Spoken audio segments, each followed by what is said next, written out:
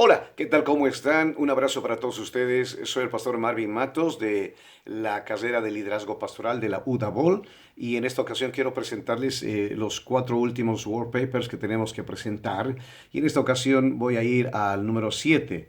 El tema que he escogido es la mejor profesión. En este caso me estoy refiriendo a la labor pastoral y estoy tratando de a través de una enseñanza muy especial con este tema, que podamos todos revalorar, empezar a poner en alto este oficio ministerial que Dios nos ha dado o Dios les ha dado a muchas personas. Tengo una conversación, dos conversaciones en las que me baso y quisiera leérselos un poquito y rápido. Este es un grupo de niños que están charlando de algo trivial. Dice, mi papá está de viaje, no va a venir a recogerme como siempre, dice uno de ellos. ¿Qué hace tu papá? Pregunta otro. Ah, es negociante, él tiene que viajar a todo lado. Ah, mi papi es abogado, aunque alguna vez también viaja, dice algún otrito, ¿no? El mío es ingeniero, él construye puentes. Oh, el mío es mecánico, él arregla autos, dice un tercero. ¿Y el tuyo qué hace, Jaimito? Le pregunta. Y él dice, mi papá es pastor, ayuda a la gente. Ah, entonces no trabaja, le dicen. Está solo en la iglesia, ah, entonces no hace nada. Otro diálogo, esta vez ya no de niños, este es un diálogo de un grupo de jóvenes que están a punto de salir del bachillerato. Entre ellos hablan, dicen, ¿tú qué carrera vas a estudiar? Yo, dice uno, medicina. ¿Y tú, Pedro? "Ah, estoy decidiendo entre derecho o periodismo, dice el otro. ¿Y tú, Jaime? Este es el otro Jaime, no es el mismo. ¿Qué vas a estudiar? Y él dice, estoy apuntando a teología, ¿saben? Me gusta mucho este asunto de las personas, ayudarles, me atraen esas cosas. Dice. Pastor, dicen los demás. ¿Qué vas a hacer con eso? Dicen. ¿Acaso los pastores trabajan? Así. Y él dice, pero claro, por supuesto que sí, trabajan. Además, te vas a quemar, le dicen. No hay futuro para eso. Vas a perder el tiempo. Estudia otra cosa. Y ahí termina la charla. Entonces, en esas dos conversaciones vemos que no solo los niños o los jóvenes, también hasta los mayores, tienen una idea equivocada de lo que es el pastorado. No es solamente una profesión como la que estamos queriendo tomar, sino que es más que todo un llamado de Dios. Y eso es lo que enfatizo en este tema tan importante acerca de lo que es el oficio del pastor. Entonces, no quiero desmerecer ninguna de las profesiones, obviamente, que hay y muy lindas, pero el trabajo pastoral que ahora se está poniendo ya como una profesión es realmente una tarea que tiene que ver no solo con preparación, estudio, nada más, sino que tiene que haber un llamado de por medio. Entonces aquí hago un pequeño análisis de qué pasaría si me pongo a estudiar, salgo bien profesional en el asunto de pastor, pero no tengo un llamado.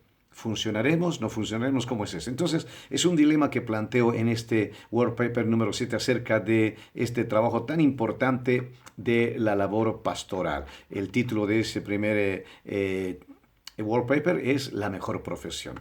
En el segundo World Paper, en el otro, tengo el tema de evangelismo de vida. Evangelismo no, evangelismo es vida, es mejor así, ¿no?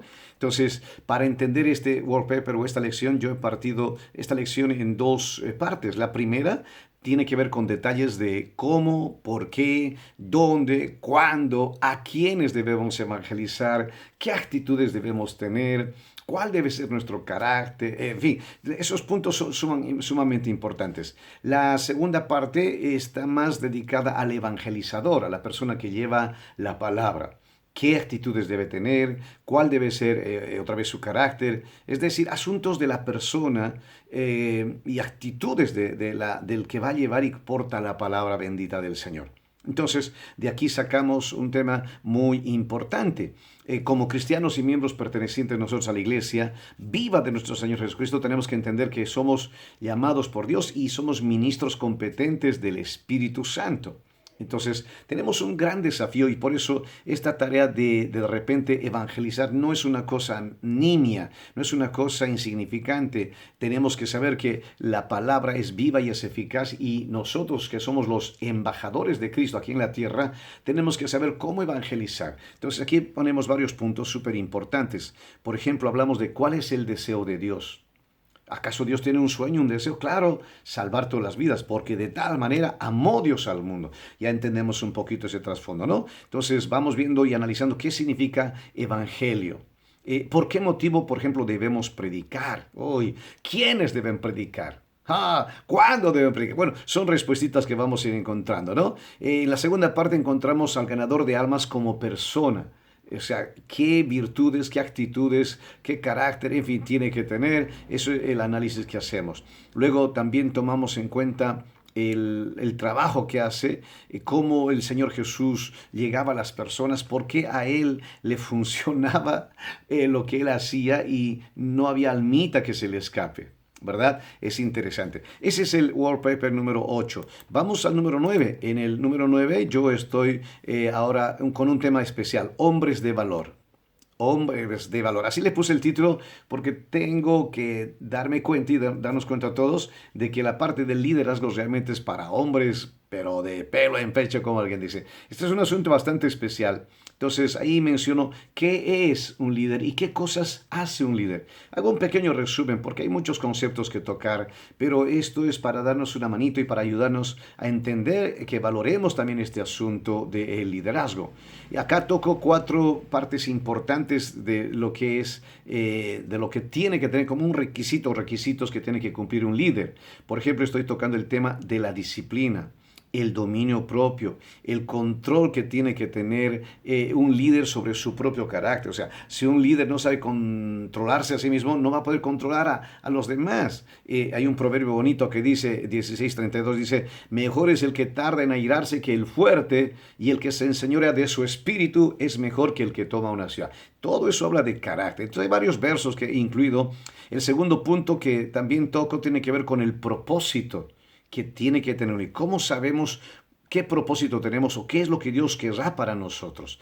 Ahí toco detalles de cómo descubrir nuestro propósito, qué hacemos, de qué manera podemos cultivar este propósito. O de repente nos preguntamos, ¿cómo sé si estoy andando en el propósito de Dios? Es interesante, ¿no? Hay otro tercer punto que tocamos, es la integridad. La integridad, esa habilidad de ser uno mismo tanto en público como en privado. Eso de ser uno mismo, aun cuando hablamos, cuando actuamos, sea en público o en privado, no importa, somos los mismos. Este es un punto importante acerca de la integridad. En Proverbios 10:9 dice, el que camina en integridad anda confiado, mas el que pervierte sus caminos será quebrantado. Ahí nos damos cuenta que la persona que no es íntegra va a tener frustraciones, derrotas, fracasos y un montón de cosas, ¿no? Y el cuarto tema que tocamos acá mismo es la visión. La visión. La visión. ¿Qué es la visión? Y yo he anotado esto acerca de la visión, un concepto sencillo. Visión es la idea de Dios revelada al corazón del hombre para que el hombre la ejecute. Es algo que sale del corazón de Dios y lo pone en el corazón de la persona para que este hombre, esta mujer o cualquiera lo pueda ejecutar. Entonces, interesante ese punto. Ese es el tema que tocamos en cuanto a hombres de valor. Ahora, ¿qué estrategias existen para llevar a cabo una misión? ¿Cómo podemos cumplir las tareas que Dios nos da? ¿Cómo ese hombre de valor llamado líder puede realmente llegar a su meta? ¿De qué manera puede hacerlo? Y es un tema bastante delicado, pero bastante especial. Les invito a que cuando lo tengan en su mano lo lean con mucha calma. Hay mucho material que desarrollar en este tema de hombres de valor. Y el último wallpaper, le he puesto el título de, a ver, déjeme ver, que tiene que ver con esta función importante de saber delegar. Nosotros tenemos que darnos cuenta, líderes, pastores, amados hermanos, que no somos eternos, o sea, que no somos inmortales. Quiero decir que tenemos ya 30, 40, 50, 60 y pronto la vida se nos va y al final, ¡tac!, tenemos que partir. Eso es para todos, ¿no es cierto? Aunque ciertamente tenemos promesa de que el que está en Cristo no morirá eternamente, bueno, eso lo sabemos, pero mientras se nos acabe acá la vida natural que tenemos, que es una sola, ¿qué vamos a hacer después? Me refiero, ¿qué va a pasar después? He levantado una empresa, he levantado una iglesia, Dios nos ha utilizado en esto. Cuando partamos, ¿quién va a seguir esos pasos? ¿A quién le estamos chequeando o quién va a tomar la posta, el testigo, se dice a nivel atletismo, para que continúe la obra? Ese es el tema que tocamos en esta lección número 4, en todo caso, para nosotros la 10, ¿no es cierto? Y hay un tema que toco con Jueces, capítulo 2, 11 al 20, que es una descripción bastante larga de cómo era el estado del pueblo de Israel después o posteriormente a la muerte del líder Josué.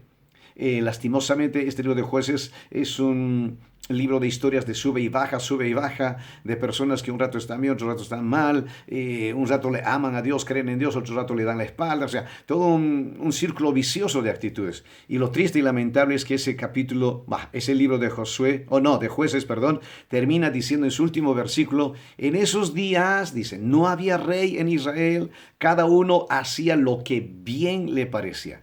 Eso habla de caos, de desorden, sálvese quien puede y cosas por el estilo. Entonces aquí vemos la tarea y la importancia de la tarea de saber delegar, de saber preparar vidas, personas que van a tomar el testigo y van a continuar con la carrera. Eso es lo que tenemos que entender y eso es lo que sucedió con la iglesia cristiana primitiva, que prepararon personas, discipularon gente, el mismo Señor Jesús empezó, en fin, toda una tarea tan especial. Y tanto en el Antiguo como en el Nuevo Testamento, amados amigos, hermanos, se pueden observar estas rutinas acerca de poder delegar. Esto con el propósito de repente no dejar un vacío en el momento de nuestra partida. Entonces ahí toco varias cositas súper importantes. También hablamos en este mismo tema acerca de cómo puedo tener una visión, o sea, cómo puedo adquirir una visión, de qué manera puedo lograr la visión. ¿Cómo lo obtengo? Y aquí nos basamos en un pequeño fragmento de un libro de un siervo que ya partió en la presencia del Señor, que nos comenta acerca de una historia que le abre los ojos acerca, que la visión se puede adquirir cuando se mira. Bueno, ese es un tema que seguramente lo van a leer con mucha calma, ¿no? Y hablamos también del arte de delegar. Es un asunto muy delicado, muy sutil, pero tenemos que saberlo hacer. O sea, es un punto súper necesario. ¿Qué es lo que delegamos cuando se trata de dar tareas y demás?